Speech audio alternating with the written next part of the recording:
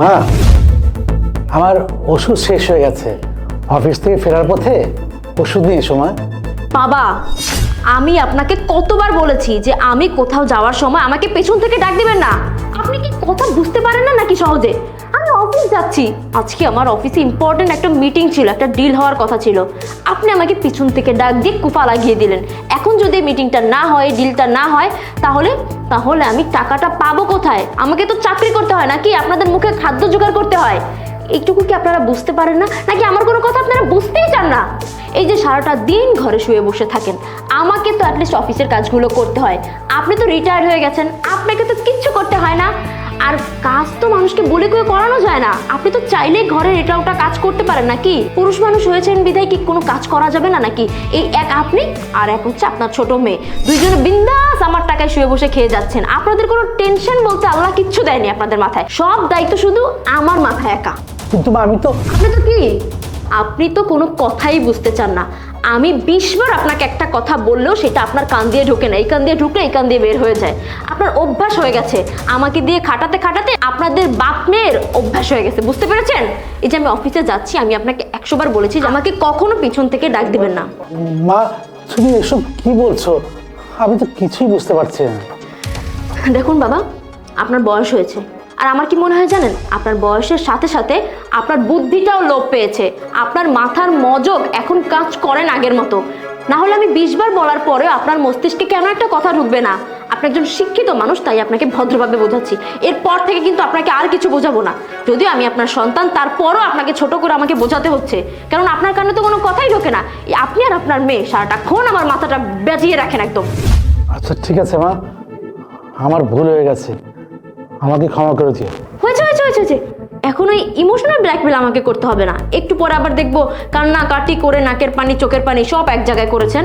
আমি না অফিসে যাচ্ছি, এই প্রতিদিনকার ড্রামাবাজি দেখতে দেখতে না আমি ইউজড হয়ে গেছি। আমার আর ভাল লাগে না। সারাটাক্ষণ তো শুয়ে বসেই থাকেন, পারলে কোনো কাজ করেন, আর আপনার মেয়েকে দিয়েও পারলে কোনো কাজ করায়েন। আর কিছু বললাম না আমি।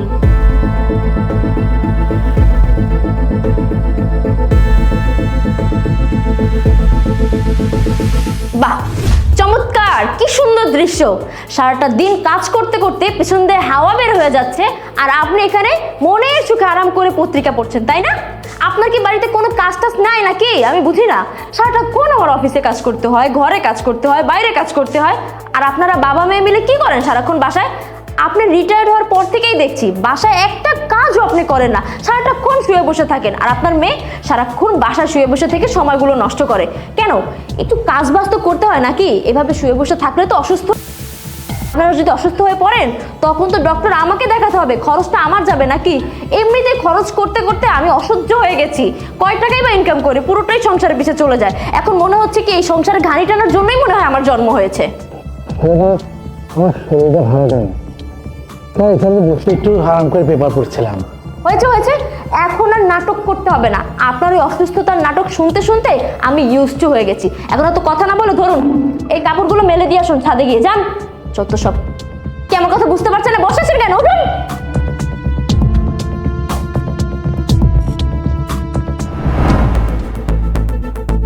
বাবা, আপনাকে দিয়ে সামান্য কাজটুকু হচ্ছে না?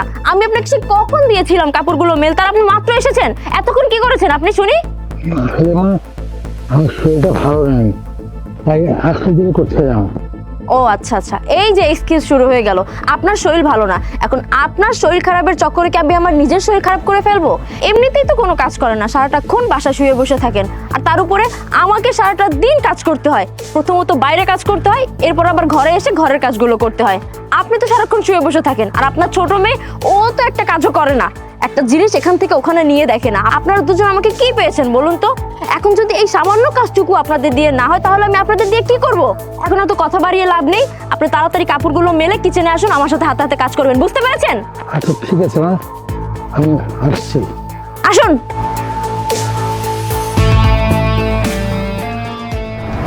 বাবা, আমার জন্য 1 কাপ চা বানিয়ে নিয়ে এসো তো, আমার প্রচন্ড মাথা ধরেছে। যাও।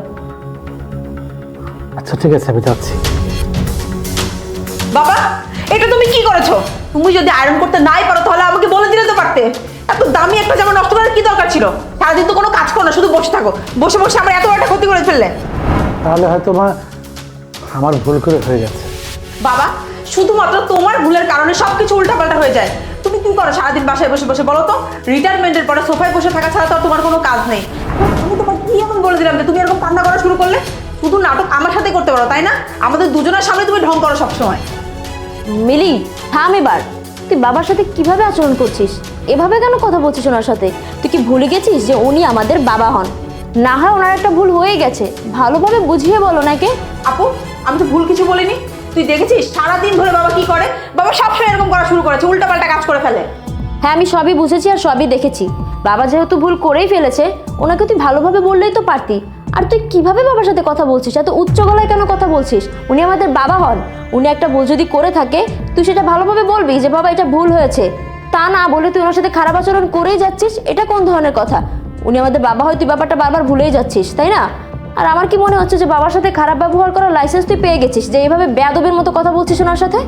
তুই কি মনে করছিস আমি কিছু বুঝি না? সকালবেলা বাবা তোমাকে কি এমন বলেছিল? সামান্য তোকে ওষুধই আনতে বলেছিল, তুই সেজন্য বাবাকে কত বাজে কথা বললি, চিল্লাচিল্লি করলি, বাবাকে অপমান করলি। তুই কি ভেবেছিস এসব আমি কিছু খেয়াল করিনি? আর আজকে যখন আমি বাবাকে সামান্য কথা বলছি, তখন তোর খুব গায়ে লাগছে না? আমি কেন বাবাকে অপমান করছি? আচ্ছা, তুই যখন বাবার সাথে এভাবে কথা বলিস, তখন কি তুই ভুলে যাস যে উনি আমাদের বাবা হয়? আমরা মানছি যে তুই জব করিস, এই সংসারের জন্য রুজি করিস, কিন্তু তার মানে এই না তুই যা বলবি সবসময় এই বাসায় সেটাই হবে। তুই জব করিস বলে বাবা তোকে কিছু বলে না, ব্যাপারটা এরকম না। আসলে বাবা আমাদেরকে ভালোবাসে, সম্মান করে, এবং বাবা এই জন্যই আমাদের দুজনকে কিছু বলে না, সব কিছু মুখ বুজে সহ্য করে। তার মানে এই না বাবাকে তুই উঠতে বসতে অপমান করবি। আর বাবা, তুমি আমাকে মাফ করে দাও। আমি জীবনে প্রথমবার তোমার সাথে এত বাজে ব্যবহার করলাম।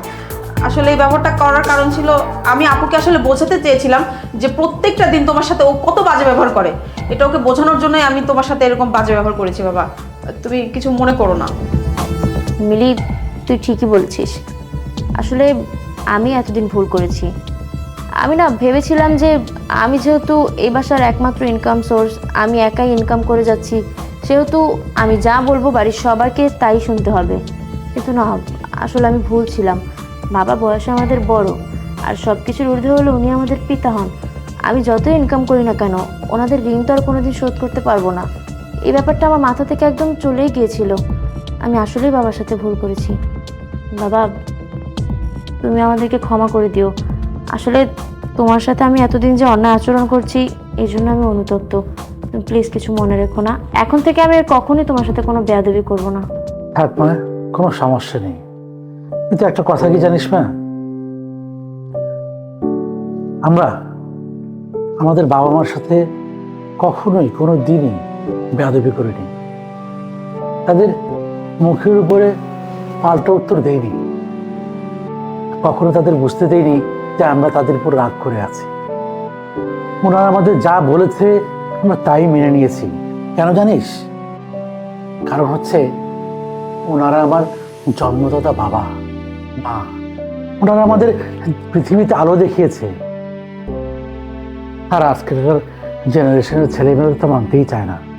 তারা মনে করে তারা ছোট থেকে বড় হয়েছে, পড়াশোনা করে নিজ যোগ্যতায় প্রতিষ্ঠিত হয়েছে, কিন্তু কিন্তু একটাবারে বুঝতে চায় না যে এর পেছনে কাদের অবদান আছে, কাদের পরিশ্রম আছে।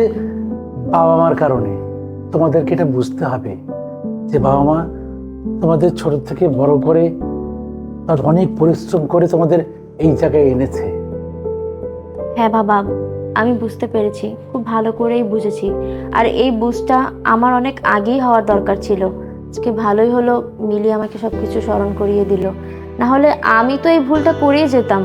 বাবা, সত্যি আমি ভুল করে ফেলেছি, আর আজকের পর থেকে কখনো আমার দ্বারা এরকম ভুল হবে না। আর আজকের পর থেকে না, আমি এরকম ভুল কখনো করব। আসলে আমি তো ভুলেই গিয়েছিলাম যে তুমি আমার পিতা, তুমি আমাকে জন্ম দিয়েছো, আর সেই ছোটবেলা থেকে কোলে পিঠে করে এত বড় করেছো, এত পড়াশোনা করিয়েছো, যার কারণে আজকে আমি বাইরে কাজ করতে পারছি, আমি উঁচু গলায় কথা বলতে পারছি, মানুষের সাথে কাঁধে কাঁধ রেখে চলতে পারছি। আর আমি তোমার ক্রেডিটটাই ভুলে গেলাম। আমার সব কিছুর পেছনে যে তোমার অবদান, সেটা আমি কি করে ভুলে গেলাম বাবা? সত্যি বাবা, আমার দ্বারা অনেক ভুল হয়ে গেছে। আমি এরপর থেকে কখনোই আর এরকমটা করবো না, আই প্রমিস ইউ। যাক, তুমি তোমার ভুলটা বুঝতে পেরেছো, এতে আমি হ্যাপি। আচ্ছা, এখন আর এত স্যাড হতে হবে না। তোমরা বসো, তোমাদের জন্য আমি চা বানিয়ে আনছি। মা, দুজনের জন্য না, তিনজনের জন্য। হ্যাঁ, আচ্ছা ঠিক আছে।